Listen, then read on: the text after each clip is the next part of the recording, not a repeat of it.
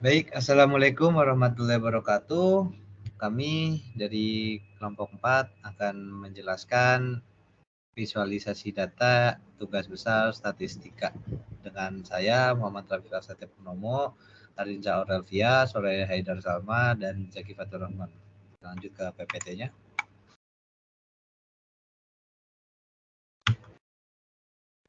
Tema yang kita ambil adalah data advertising atau data penjualan, iklan pada perangkat mobil ataupun desktop yang terdapat pada situs dari berbagai negara pada tahun 2016. Dalam pembahasan kali ini ada statistik deskriptif terdiri dari average, median, kuartil digunakan untuk meringkas dan menggambarkan karakteristik dari dataset. Kemudian penyaringan data, filter untuk mengurangi jumlah data yang diamati, visualisasi data, mengidentifikasikan pola, tren, dan anomali dalam dataset, analisis korelasi, mengidentifikasikan hubungan atau ketergantungan antar variabel dalam dataset, analisis regresi, mengambil data daily time spent on site dengan daily internet usage, uji Z untuk mengetahui perbedaan total usia antar kelompok berdasarkan data analisis. Kemudian ada latar belakang. Data yang kami gunakan adalah data iklan, baik pada perangkat mobil maupun desktop. Data ini bersumber dari link berikut. Dataset ini berasal dari data mengenai iklan terdapat pada situs dari berbagai negara tahun 2016. Kemudian statistik deskriptif akan dijelaskan oleh teman saya. Baik, selanjutnya ada metode statistik deskriptif, terdiri dari rata-rata, median, kuartil, dan sebagainya, yang digunakan untuk meringkas serta menggambarkan karakteristik dasar dari dataset. Berikut merupakan penjelasan dari hasil metode yang telah kami lakukan, yaitu yang pertama ada variabel daily time spent on site, atau waktu harian yang dihabiskan di situs, memiliki nilai minimum 32,60, kuartil 1 51,36, median 68,22, median 65,00, kuartil 3 78,55, dan nilai maksimum 91,43.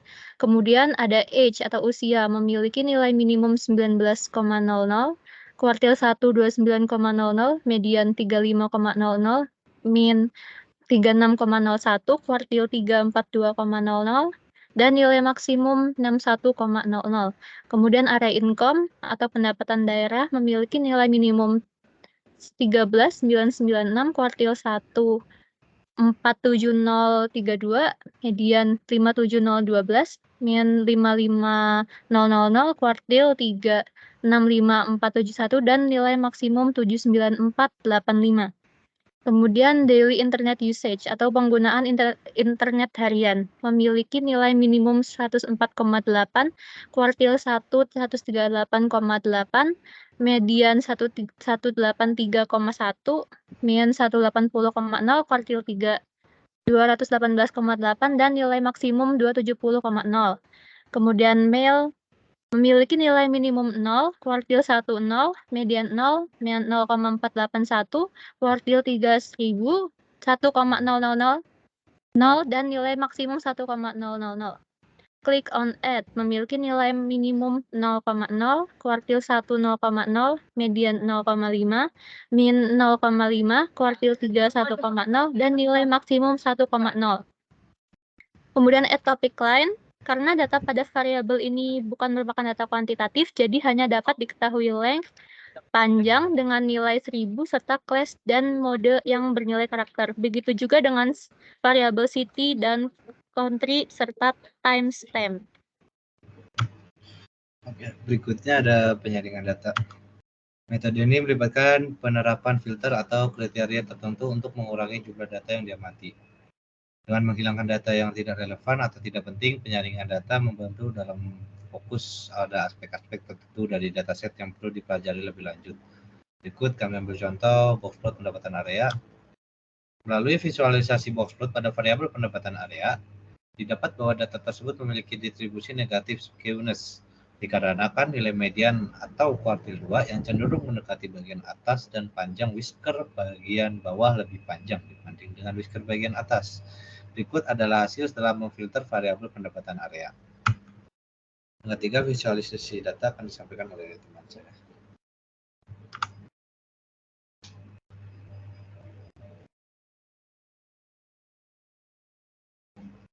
Berikut untuk visualisasi data.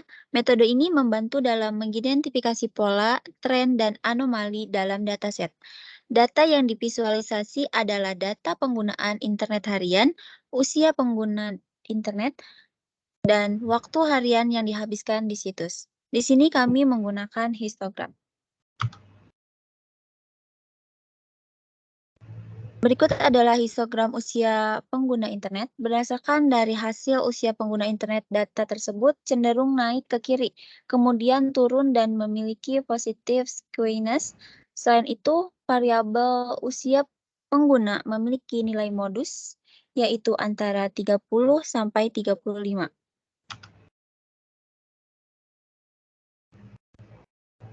Kemudian ada histogram pengguna internet harian. Berdasarkan dari hasil penggunaan internet harian, data tersebut cenderung tidak merata dan memiliki jenis distribusi yang cenderung negatif, skewness. Selain itu, variabel penggunaan internet harian memiliki dua modus, yaitu di antara 125 sampai 150 dan 225 sampai 250. Kemudian ada waktu harian yang dihabiskan di situs. Berdasarkan data tersebut cenderung turun kemudian naik dan memiliki negatif skewness. Selain itu, variabel waktu memiliki nilai modus yaitu di antara 80 sampai 85. Kemudian ada jumlah male dan female. Berdasarkan diagram batang di samping, hasil jumlah male dan female data tersebut dengan male 519 dan female 481. Kemudian ada boxplot penggunaan internet harian. Berdasarkan data tersebut cenderung tidak merata dan memiliki jenis distribusi yang cenderung negatif skewness. Selain itu, variabel penggunaan internet harian memiliki dua modus, yaitu di antara 125 sampai 150 dan 225 sampai 250. Kemudian ada boxplot waktu harian yang dihabiskan di situs. Berdasarkan data tersebut cenderung naik di kiri, kemudian turun dan memiliki positive skewness. Selain itu, variabel usia pengguna memiliki nilai modus yaitu di antara 30 sampai 35. Kemudian ada boxplot usia pengguna internet dengan data cenderung turun, kemudian naik dan memiliki negatif skewness. Selain itu, variabel waktu memiliki nilai modus yaitu di antara 80 sampai 85. Baik, untuk persebaran data Dan ini, berikut ada persebaran data daily time spent on site yang kami dapatkan dari memvisualisasi menggunakan tab view. Gambar di samping adalah persebaran data lama waktu di situs setiap negara pada setiap harinya, dari merah ke hijau, di mana hijau mempresentasikan yang paling banyak. Dapat dilihat bahwa terdapat beberapa negara yang hijau, yaitu Australia dan negara di benua Amerika. Kemudian ada persebaran data click on ad. Berikut adalah gambar dengan persebaran data untuk negara yang mengklik iklan dari putih ke hijau, di mana hijau mempresentasikan yang paling banyak. Dapat dilihat bahwa terdapat negara yang paling hijau, yaitu Australia. Kemudian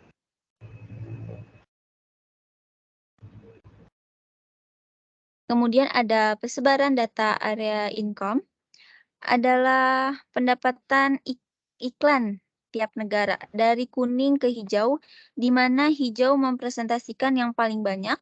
Dapat dilihat bahwa terdapat negara yang paling hijau, yaitu Australia, China, dan beberapa negara di benua Amerika.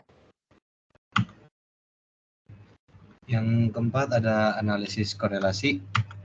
Metode ini digunakan untuk mengidentifikasi hubungan atau ketergantungan antara variabel dalam dataset. Korelasi statistik seperti korelasi Pearson atau korelasi Spearman digunakan untuk mengukur kekuatan dan arah hubungan antara variabel. Bisa kita lihat di sini, berdasarkan dari hasil plot lama waktu di website iklan dan penggunaan internet harian, memiliki korelasi yang cukup tinggi, yaitu sekitar 0,51 dengan metode Pearson 0,29, dengan metode Kendall, dan 0,51 dengan metode Spearman. Maka dapat disimpulkan bahwa semakin tinggi waktu internet harian user di situs, maka semakin tinggi pula penggunaan internet harian. Yang kedua, berdasarkan dari plot usia dan lama waktu di website iklan memiliki korelasi berbanding terbalik, yaitu sekitar 0,33 dengan metode Pearson, negatif 0,19 dengan metode Kendall, dan negatif 0,31 dengan metode Spearman. Maka dapat disimpulkan bahwa rendah usia semakin tinggi waktu lama di website iklan. Yang ketiga, berdasarkan dari hasil plot usia dengan penggunaan internet harian memiliki korelasi berbanding terbalik, yaitu sekitar negatif 0,36 dengan metode Pearson, negatif 0,23 dengan metode Kendall, dan negatif 0,37 dengan metode Spearman. Maka dapat disimpulkan bahwa semakin tinggi penggunaan internet harian, maka semakin rendah usia pengguna.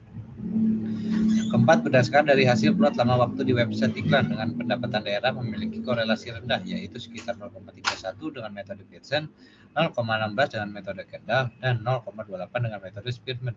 Maka dapat disimpulkan bahwa semakin tinggi waktu di website iklan, maka semakin tinggi pendapatan daerah.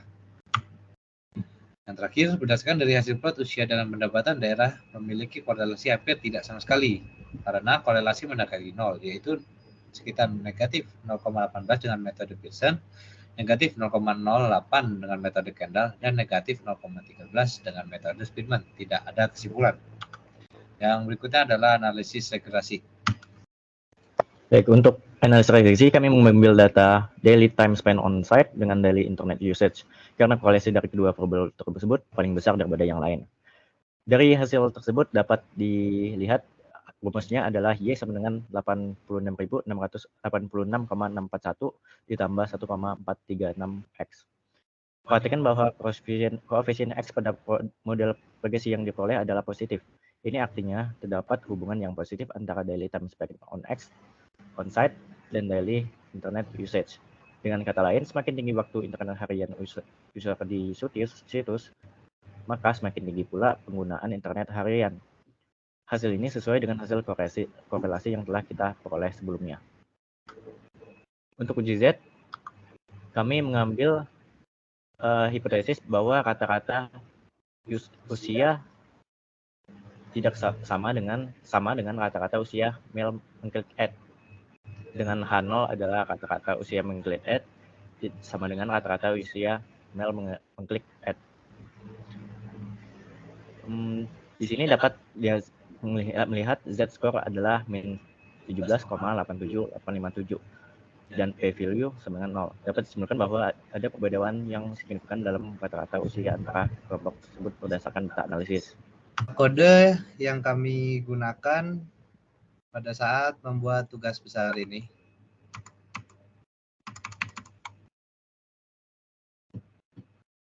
Mungkin kepada Zaki bisa dijelaskan kodenya. Bagian awal kami menginput datanya yaitu advertising, dan kedua kita melihat bahwa data-data advertising itu ada beberapa variabel yaitu dari internet atau selanjutnya. Nah, di sini buat statistik deskriptif ada summary yang menghasilkan statistik deskriptif minimum, first square, median, sama maksimum. Nah, di sini kita melihat data yang dapat disaring dengan menggunakan boxplot. Kalau ada outlier, kita menfilterkannya.